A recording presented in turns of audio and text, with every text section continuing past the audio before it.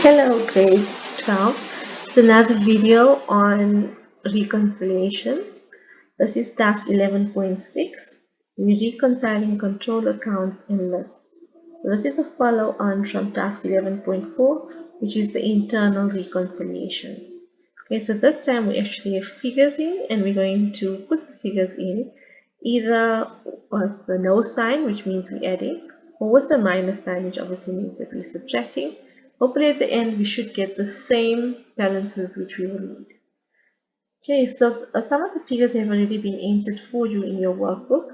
So if you can see that the debtors control is 2,390, the debtors list 2,594. So that's obviously the problem because they should agree. Creditors control is 3,710 and the creditors list is 3,510. So what this means is that there have been some errors and omissions either in the control account or in the debtors ledger. The debtors ledger, remember, and the debtors list are interchangeable. They mean the same thing. So you, in a question, you can either be working with the debtors ledger or debtors list, or else the creditors ledger or creditors list. If they work the same. So it just depends on how the question is structured. You must try and do different structures of these questions so that you're not shocked when you get something slightly different in exam. Okay, so the first one, a credit sale, okay, for 101 has been recorded in the DJ but was not posted to the individual debtor's account. Okay, so a credit sale is a sale to a debtor. It was recorded in the DJ, but we forgot to add it to the debtor's individual account. So that means we need to increase the debtor's list with the amount of 101 there. Okay, then number 2, a credit sale for 320 has not been recorded in the DJ. Okay, now we have to assume in this case that if it wasn't recorded in the debtor's journal, it was also not recorded in the debtor's ledger or the debtor's list. So it's a credit sale, it increases debtor's control, so we're going to add on 320 in both places. Okay, sometimes the question is a little bit ambiguous. So if, for example, you only did it in one place for this year, at the end you would see that maybe you were not balancing and the difference was this amount, so you know you just have to push it back in. Okay, but hopefully when you get it in exams, it's much clearer than it is in the textbook. Number 3, the opening balance of the creditor's control account has not been brought down correctly. The amount should be 1,600 instead of 1,800. So here you'd have to work out the difference between the two amounts. So 1,800 minus 1,600, which is obviously 200 Rand. Okay, and we're told that the opening balance of the creditor's control account has not been brought down correctly. So the creditor's control is incorrect, okay? And it was supposed to be 1,600, not 1,800. Okay, so we're going to have to deduct 200 from the opening balance. Okay, now we do not do anything in the creditor's list. As this is the balance brought down, it doesn't affect any individual creditor's account. Okay, then number 4. The DAJ total was added up incorrectly and posted as such. It should have been 280 instead of 290. So again, you're going to have to work out the difference. 290 minus 280, okay, which is obviously just 10 Rand. Okay, and the mistake, where are we going to record it? Okay, so the DAJ total was added incorrectly. Now the DAJ, remember, in the control account, we post the totals of the journals. In the list, we post the amounts that belong to individual debtors or creditors. So this has nothing to do with the individual debtors or creditors. It's only for the control account. Now the DAJ amount is normally placed on the credit side of the debtors control ledger account because it decreases debtors control when the debtors return goods to us. So by mistake, we posted 290 on the credit side when it should have been 280. So that means the credit side was too much. We're going to have to debit it. And when we debit debtors control, it actually increases. So it's going to be a plus sign, 10 Rand. Number 5, Stock returned to a supplier was not recorded in the relevant journal, 195 Rand. Okay, so it was not recorded in the journal when we bought stock. Sorry, when we return stock. Okay, so when we return stock, creditors control decreases. And this is also another ambiguous one, so we're going to do it in both the creditors control and the creditors list because of reasons like I explained earlier. Okay, number 6. A discount of 50 Rand allowed by a supplier was omitted in the relevant journal.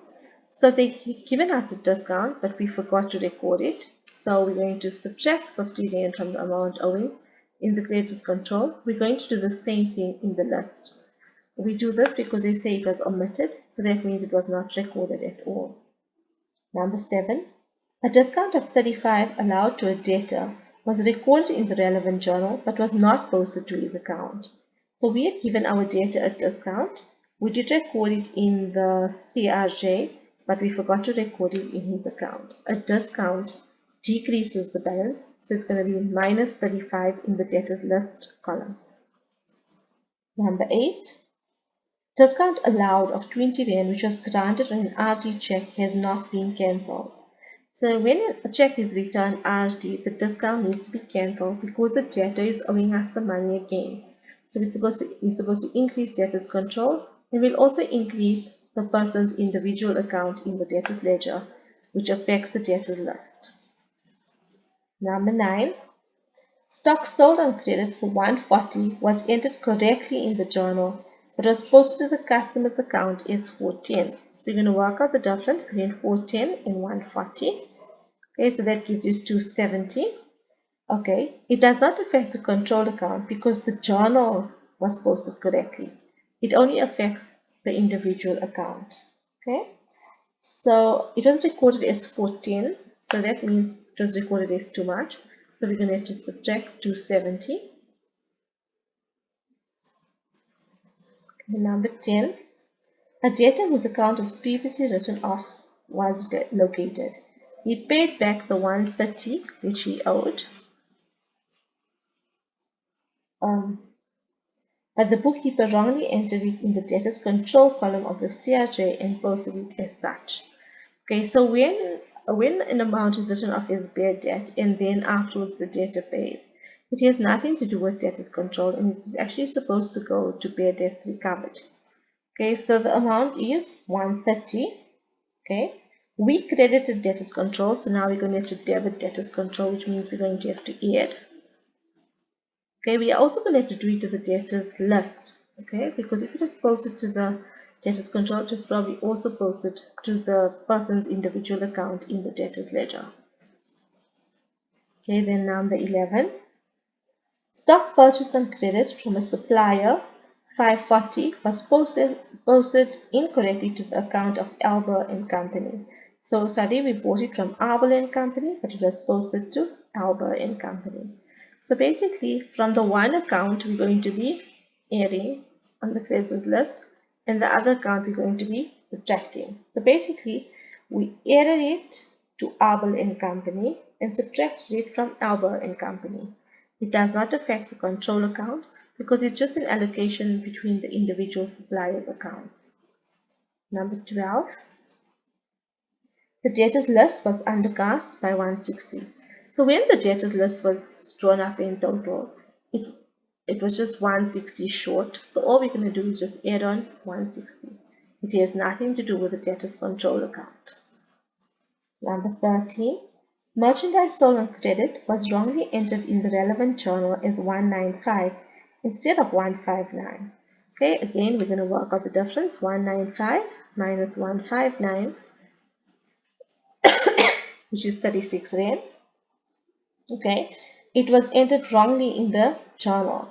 Okay, when we sell merchandise to our debtors, it's the debtors journal, and that increases the balance of it's supposed to increase the balance on the debtors control, but we recorded it as too much, so we're going to have to subtract 36 Rand in both the debtors control and the debtors list. Number 14. A debtor returned goods valued at 90 Rand. This was incorrectly treated as a credit sale. So instead of subtracting 90 Rand, we actually added 90 Rand. So your calculation is going to be 90 times 2 because we've done the complete opposite. So 180. When a debtor returns goods, we're supposed to subtract it. Previously we had added it. Now we will subtract it, but double the amount. So we're going to subtract 180 in both places, the control account and the list. And number 15, a credit customer settled her account of 150 with a check for 135. This has not been posted to her personal account. So the debtor's control is not affected. A credit customer, remember, is a debtor. Okay, a credit supplier is a creditor. So this person has paid, okay, but we did not record it in her personal account. Now you can record it separately, 130 and 15, or you can just put in the total. Obviously, if she paid, the balance decreases. You're going to subtract it. Okay, now that we're done with all the amounts, we're just going to work it out from the top. Okay, so including the balances, you'd work it out for each column. Okay, and when you do that, you would hope that you get